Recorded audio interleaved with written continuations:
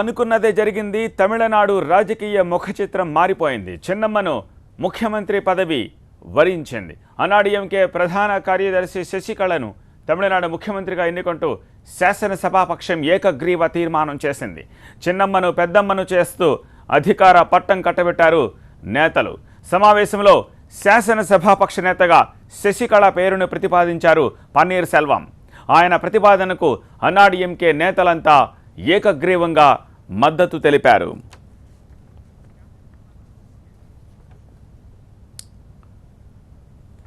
జయ మరణించిన 2 నెలలకు శాసనసభాపక్ష నేతగా ఎన్నికయ్యారు శశికళ. ఇక త్వరలోనే తమిళనాడు 2వ మహిళా ముఖ్యమంత్రిగా ప్రమాణ స్వీకారం చేయనున్నారు చిన్నమ్మ. అటు పన్నీర్ సెల్వం ముఖ్యమంత్రి పదవికి రాజీనామా చేశారు. శాసనసభాపక్షం అనంతరం అన్నాడీఎంకే పార్టీ కార్యాలయానికి చేరుకున్నారు శశికళ. పార్టీ ఆఫీస్కు అన్నాడీఎంకే కార్యకర్తలు, శశికళ అభిమానులు భారీగా తరలివచ్చారు. అమ్మ జయలలిత స్టైల్లో అభిమానులకు అభివాదం చేస్తూ అలరించారు చిన్నమ్మ. మరోవైపు ఇన్ఛార్జ్ గవర్నర్ విద్యాసాగర్ అపాయింట్మెంట్ తీసుకున్నారు పార్టీ ఎమ్మెల్యేలు. దీంతో రేపే ఆమె సీఎంగా ప్రమాణ స్వీకారం చేస్తారని ప్రచారం జరుగుతోంది.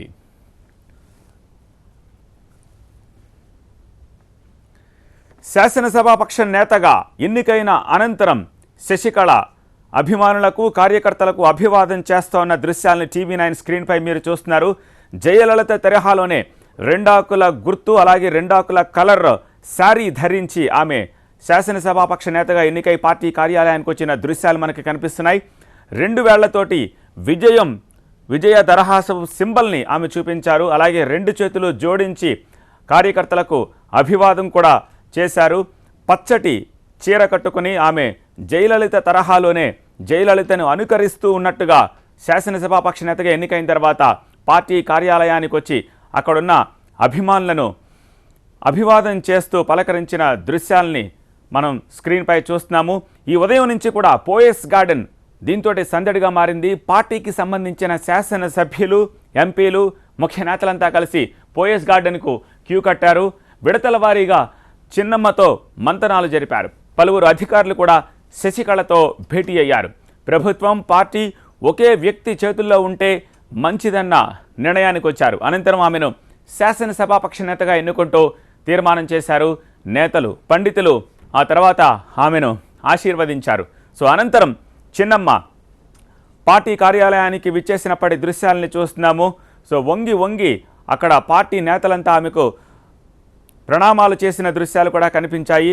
ఒక్కసారి మీటింగ్ అయిన తర్వాత ప్రజలకు అభివాదం చేయడానికి, కార్యకర్తలకు అభివాదం చేయడానికి శశికళ బయటకు వచ్చారు.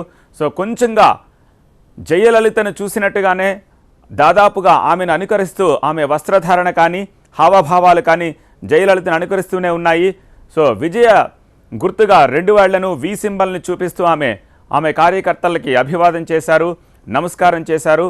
ఒక పచ్చటి చీర కట్టుకుని వచ్చారు. జయలలిత కూడా ఎక్కువగా ఇలాంటి డ్రెస్ స్టైల్లోనే కనిపిస్తూ ఉండేవారు. ఆమెను అనుకరిస్తుందా అన్నట్టుగా శశికళ పార్టీ కార్యాలయం బయట అభివాదం చేస్తోన్న దృశ్యాల్ని మనం చూస్తున్నాము.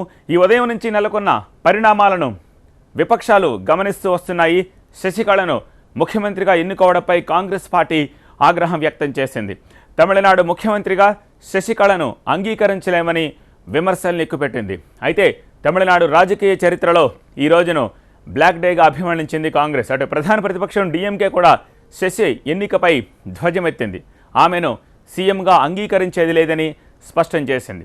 ఇటు కాంగ్రెస్ కానీ, డిఎంకే కానీ శశికళ అభ్యర్థిత్వంపై, ముఖ్యమంత్రి అభ్యర్థిత్వంపై సానుకూలంగా లేకపోయినప్పటికీ వారి వాదనకు పసలేదన్న విషయం మనకు తెలిసిందే. ఎందుకంటే వాళ్ళకి సంబంధం లేని విషయం. ఎమ్మెల్యేలు, పార్టీ నేతలంతా ఏకగ్రీవంగా శశికళను ముఖ్యమంత్రి అభ్యర్థిగా ఎన్నుకున్నప్పుడు ప్రతిపక్షాల అభిప్రాయంతో ఇక్కడ పని లేదు. జయ మరణం తర్వాత సైలెంట్గా పార్టీపై పట్టు సాధించారు శశికళ. సీఎం పన్నీర్ సెల్వాన్ని ఒక ఉత్సవ విగ్రహంలాగా ఆమె మార్చేశారని విమర్శలు వచ్చాయి. డిసెంబర్ 5వ తేదీన జయలలిత చనిపోయిన తర్వాత అన్నాడీఎంకేలో గ్రూప్ రాజకీయాలు జోరందుకున్నాయి. నెల రోజుల్లోపే శశికళకు అన్నాడీఎంకే ప్రధాన కార్యదర్శిగా బాధ్యతల్ని చేపట్టారు. ఆమె స్థానం చిన్నమ్మదే అని ఆ పార్టీ వర్గాలు ఆనాడే ముక్త కంఠంతో చెప్పాయి. ప్రస్తుతానికి తమిళనాడు సీఎంగా పన్నీర్ సెల్వం కొనసాగుతున్నప్పటికీ ఆయన తాత్కాలికమైనట్టు కొందరు కేబినెట్ మంత్రులు కూడా వ్యాఖ్యానించి అప్పట్లో సంచలనం రేపారు. అదే ఇప్పుడు నిజమైంది. సీఎంగా పన్నీర్ తన పదవిని మళ్ళీ 3 నాళ్ల ముచ్చటగానే ముగించాల్సి వచ్చింది.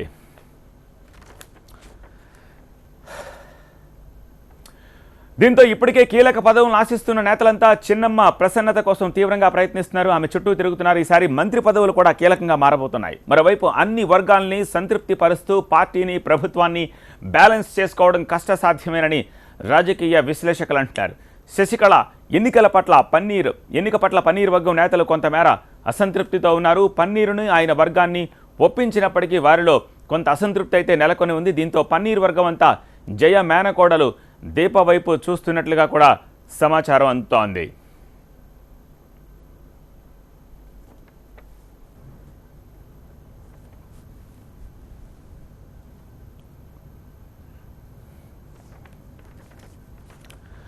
పార్టీ శాసనసభ్యుల నిర్ణయాన్ని గౌరవిస్తామన్నారు అన్నాడీఎంకే రాజకీయ విశ్లేషకులు అప్సరారెడ్డి. పన్నీర్ సెల్వం చాలా మంచి నేతని, చిన్నమ్మే ముఖ్యమంత్రి కావాలని మొదటగా కోరుకున్న వ్యక్తి పన్నీర్ సెల్వమేనని ఆమె అన్నారు. పార్టీలో ఆయన గౌరవం ఆయనకుంటుందన్నారు అప్సరారెడ్డి. దీప ఓ అవకాశవాది అని, ఆమె విషయంలో పార్టీలో అందరికీ ఒక అభిప్రాయం ఉందని, అమ్మను అనుకరించాలని ఆమె చూస్తోందని, ఆమె కేవలం బాల్కనీలో నిల్చొని చేతులొప్పడానికి తప్పించి దేనికి పనికిరాదని తీవ్ర విమర్శలు చేశారు అప్సరా. పన్నీర్ సెల్వం గారిని ఎవరు కించపరచడం లేదండి. పన్నీర్ సెల్వం గారు మంచి సీఎంఏ, కానీ వాళ్ళే చెప్పున్నారు చిన్నమ్మ వచ్చి సీఎంగా వస్తే బాగుంటుంది అనేసి. సో పార్టీ వచ్చి మాది చాలా డెమోక్రాటిక్ పార్టీ, ఎమ్మెల్యేస్ ఏం డిసైడ్ చేస్తారో దాన్ని పాటిస్తామండి మేము. దీప వచ్చి irrelevant అండి. She's a poor imitation of అమ్మ అండి. చుమ్మా ஒரு balcony, if she walks in a balcony and shows her finger, she cannot become the CM. She's a poor imitation. The people will boot her out of power even if she does start a political party. అందరికి తెలుసండి తను వచ్చి ఒక opportunist అండి. తను వచ్చి she cannot claim leadership. There are no leadership qualities. It will be foolish of her to fool the Tamil public. పన్నీర్కు మళ్లీ పాటైమే మిగిలింది. సీఎం సీటు 3 నాళ్ల ముచ్చటే అయింది. తమిళనాడుకు ముచ్చటగా 3వసారి ముఖ్యమంత్రి అయిన పన్నీర్ సెల్వం ఈసారి కూడా 2 నెలల పాలనకే పరిమితమయ్యారు. అమ్మకు అత్యంత విధేయుడిగా పన్నీర్ పేరున్న చిన్నమ్మకు అంతే విధేయతతో కుర్చీ అప్పగించారు.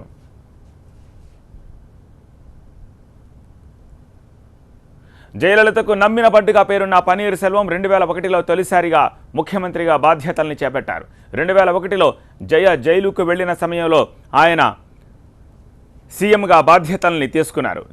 జైలు నుంచి రాగానే మళ్ళీ అమ్మకి బాధ్యతలు అప్పగించారు ఆయన. ఆ తర్వాత 2014లో కూడా ఆస్తుల కేసులో జయలలితకు బెంగళూరు కోర్టు 4 ఏళ్ల జైలు శిక్ష విధించడంతో సీఎం పదవిని పన్నీర్కి అప్పగించారు. సో ఏకగ్రీవంగా ప్రతి ఒక్కరూ చిన్నమ్మనే ముఖ్యమంత్రిగా కోరుకుంటున్నారని పార్టీ కార్యకర్తలు నేతలు ఒకే అభిప్రాయంతో ఉన్నారని చెప్తున్నారు. టీవీ9 స్క్రీన్పై చూస్తున్నారు. జయలలిత ఎలా అయితే తన వస్త్రధారణ వేషధారణ ఉంటుందో చిన్నమ్మ కూడా ఆమెను అనుకరించే ప్రయత్నం చేస్తున్నారు. జయలలిత ఎక్కువగా పచ్చటి శారీలోనే ఎక్కువగా కనిపిస్తూ ఉంటారు. ముఖ్యంగా పార్టీ కార్యక్రమాలు లేకపోతే ప్రమాణ స్వీకారాలు లాంటి ముఖ్యమైన కార్యక్రమాల్లో జయలలిత 2 ఆకుల గుర్తులానే 2 ఆకుల కలర్లానే పచ్చటి చీరను కట్టుకుని ఎక్కువగా కనిపిస్తూ ఉంటారు. ఇవాళ పార్టీ శాసనసభ నేతగా ఎన్నికైన తర్వాత శశికళ సైతం పచ్చటి చీర కట్టుకుని పార్టీ కార్యక్రమానికి ఆమె హాజరయ్యారు. జయలలిత ఎలా అయితే ప్రవర్తించేవారో ఆమె హావభావాలు ఎలా ఉన్నాయో చిన్నమ్మ ఆమెను క్లియర్గా అనుకరిస్తున్నట్టుగా తెలుస్తోంది. శశికళ అభివాదం చేసే తీరు, అలాగే విజయ దరహాసాన్ని చూపించే 2 వేళ్ల వి సింబల్ గుర్తును కూడా జయలలితను అనుకరించి చేసినట్టుగానే కనిపిస్తోంది. సో పూర్తిగా జయలలిత అడుగుజాడల్లో నేను నడవనున్నాను అని శశికళ ఈ రకంగా చెప్పకుండానే తమిళనాట దేశ ప్రజలకు చెప్పినట్టుగా ఆమె అయ్యింది. సో 2 ఆకుల గుర్తు పచ్చటి చీర కట్టుకుని జయలలిత లాగానే శశికళ కూడా పార్టీ నేతలకు కార్యకర్తలకు ఆమె కనిపించే ప్రయత్నం ఇక్కడ చేస్తున్నట్టుగా చాలా స్పష్టంగా అర్థమవుతుంది. జయ మరణం తర్వాత సైలెంట్గా పార్టీపై పట్టు సాధించారు శశికళ. సీఎం పన్నీర్ సెల్వాన్ని ఒక ఉత్సవ విగ్రహంలాగా ఆమె మార్చేశారని విమర్శలు వచ్చాయి. డిసెంబర్ 5వ తేదీన జయలలిత చనిపోయిన తర్వాత అన్నాడీఎంకేలో గ్రూప్ రాజకీయాలు జోరందుకున్నాయి. నెల రోజుల్లోపే శశికళకు అన్నాడీఎంకు ప్రధాన కార్యదర్శిగా బాధ్యతలు చేపట్టారు. సో నాడు జయలలిత ఎలా ఉన్నారో మీరు స్క్రీన్లో చూస్తున్నారు. నేడు శశికళ కూడా అలానే కనిపిస్తున్నారు. అమ్మ స్థానం చిన్నమ్మదే అని పార్టీ వర్గాలు ఆనాడే ముక్తకంఠంతో చెప్పాయి. ప్రస్తుతానికి తమిళనాడు ముఖ్యమంత్రిగా పన్నీర్ సెల్వం కొనసాగుతున్నప్పటికీ ఆయన తాత్కాలికమేనంటూ కొందరు కేబినెట్ మంత్రులు కూడా అప్పట్లో వ్యాఖ్యానించి సంచలనం రేపారు. అదే ఇప్పుడు నిజమైంది. సీఎంగా పన్నీర్ పదవిని మళ్ళీ 3 నెలల ముచ్చటగానే ముగించాల్సి వచ్చింది. సో అనేక సందర్భాల్లో శశికళ పార్టీ ఆఫీస్కి వచ్చినప్పుడు, అన్నాడీఎంకే ఆఫీస్కి వచ్చినప్పుడు పన్నీర్ సెల్వం ఒక పక్కగా నుంచుని, మూలగా నుంచుని, చేతులు కట్టుకుని వినయంగా వంగి నుంచున్న దృశ్యాలు మనం చూసాము. అలాంటి సందర్భంలో కనీసం పన్నీర్ సెల్వం వైపు కన్నెత్తి కూడా చూడకుండా శశికళ పార్టీ కార్యాలయంలోకి వెళ్ళడం మనం చూసాము. సో నాడు జయలలిత ఎలా ఉందో మనం చూస్తున్నాము. అదే తరహాలో ఈవెన్ నేడు శశికళ కూడా జయలలితను అనుకరించడానికి చూస్తున్నారు. 33 ఏళ్ల అనుబంధం జయలలితతోటి శశికళకు ఉంది.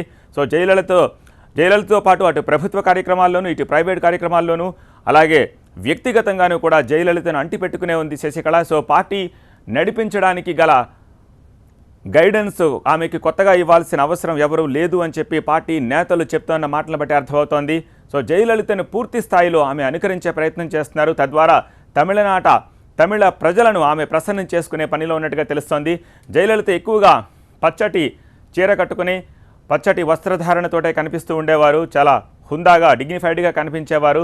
సో దాన్నే శశికళ అనుకరించే ప్రయత్నం చేస్తున్నారు. కానీ జయలలిత అలా ఉన్నప్పుడు, పక్కన ఉన్నప్పుడు శశికళ ఇప్పుడు అలా అనుకరించే ప్రయత్నం చేయలేదు.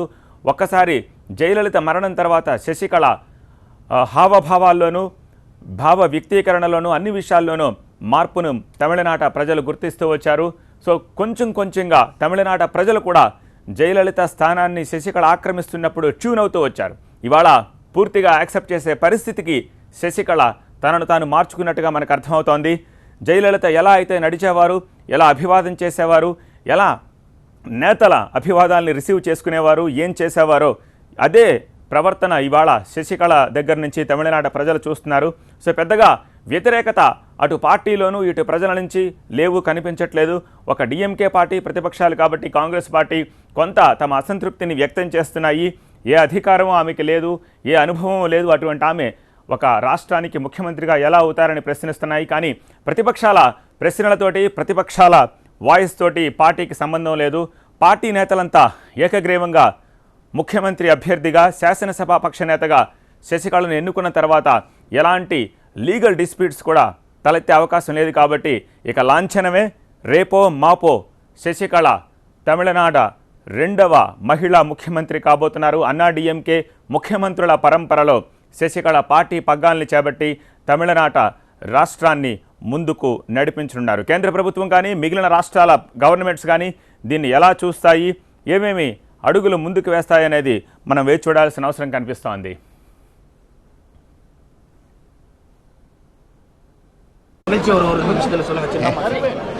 நல்லாட்சி புரட்சி தலைவி அம்மா உடனடி வெளிவந்து சின்னம்மா அவர்கள் முதலமைச்சராக சந்தோஷம்.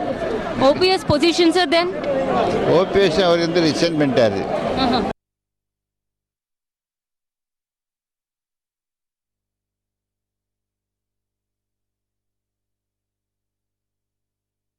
உங்கள் மகள் சார் இங்க could you share a happiness with us? ஒட்டுமொத்த அனைத்து இந்திய அண்ணா திராவிட முன்னேற்ற கழகத்தின் 1.5 கோடி தொண்டர்களும் 8.5 கோடி தமிழக மக்களுடைய ஒட்டுமொத்த எதிர்பார்ப்பாக புரட்சி தலைவி இதய தெய்வம் அம்மா அவர்கள் விட்டு சென்ற அந்த புனித பணியான மக்கள் பணியை புரட்சி தலைவி அம்மாவுடைய அரசை தலைமை தாங்கி வழி நடத்துகிற அம்மாவுடைய ஒரே அரசியல் வாரிசு, தியாகத்தின் பிறப்பிடம், அமைதியின் உறவிடம், ஆற்றலின் வடிவம், பெருமதிப்புக்குரிய சின்னம்மா அவர்கள் இன்றைக்கு முதலமைச்சராகவும் கழக பொதுச் செயலாளராகவும் பொறுப்பேற்றிருப்பது எல்லையில்லா மகிழ்ச்சியும் தமிழகத்திற்கு ஒரு புதிய விடியலை, ஒரு புதிய நம்பிக்கை பேரொழியை ஏற்படுத்தியிருக்கிறது. ஒருமனதாக, ஏகமனதாக எங்கள் அனைத்து இந்திய அண்ணா திராவிட முன்னேற்ற கழகத்தினுடைய பொதுச் செயலாளர், அமைதியின் உறவிடம், ஆற்றின் வடிவம், இதய தெய்வம் புரட்சி தலைவி அம்மாவுடைய ஒரே அரசியல் வாரிசு, தியாகத்தினுடைய மறுரூபமாக இருக்கிற சின்னம்மா அவர்கள் அனைத்து இந்திய அண்ணா திராவிட முன்னேற்ற கழக சட்டமன்ற உறுப்பினர்களின் தலைவராக ஒருமனதாக, ஏகமனதாக 1.5 கோடி அண்ணா திராவிட முன்னேற்ற கழகத்தினுடைய தொண்டர்களுடைய எதிர்பார்ப்பாகவும் 8.5 கோடி தமிழக மக்களுடைய எதிர்பார்ப்பாகவும் ஒரு மகிழ்ச்சிகரமான முடிவை இன்றைக்கு எடுக்கப்பட்டிருக்கிறது. నేతల అభిప్రాయాలను వింటున్నాము. ఏకగ్రీవంగా శశికళ శాసనసభాపక్ష నేతగా ఎన్నుకోవడం పట్ల ముఖ్యమంత్రి కావడం పట్ల హర్షం వ్యక్తం చేస్తున్న పరిస్థితి. ఒకప్పుడు పార్టీలో శశికళకు సంబంధించి భిన్నమైన అభిప్రాయాలు పార్టీ నేతలకు, కార్యకర్తలకు, ప్రజలకు ఉండేవి. కానీ ఇప్పుడంతా సీన్ మారిపోయింది. ప్రతి ఒక్కరూ కూడా శశికళను ముఖ్యమంత్రిగా అంగీకరించేందుకు సుముఖంగా ఉన్నట్టుగా తెలుస్తోంది. ఇప్పటికే కీలక పదవులను ఆశిస్తోన్న నేతలంతా చిన్నమ్మ ప్రసన్నత కోసం తీవ్రంగా ప్రయత్నిస్తున్నట్టుగా దీన్ని బట్టి మనకు అర్థమవుతోంది.